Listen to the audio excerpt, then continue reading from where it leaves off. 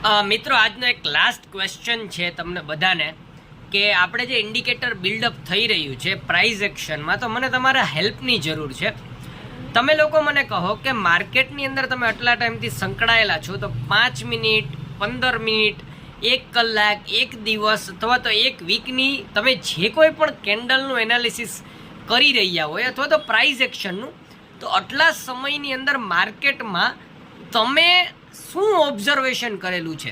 કે ઘણા એમ કહેશે કે 5 મિનિટમાં અહીંયાથી આ મૂવ આપે તો એક કેન્ડલ 50 પોઈન્ટની બને, તો અથવા તો કોઈક એમ કહેશે 1 કલાકની અંદર આ દેખાઈ રહ્યું છે, અથવા તો એમ કહેશે કે ઓપ્શન ચેનમાં આવું થાય તો આવું થાય માર્કેટમાં, અથવા તો મીન્સ તમે એમ કહી શકો કે ભાઈ કોલ પુટના પ્રીમિયમ સરખા હોય તો આ થાય.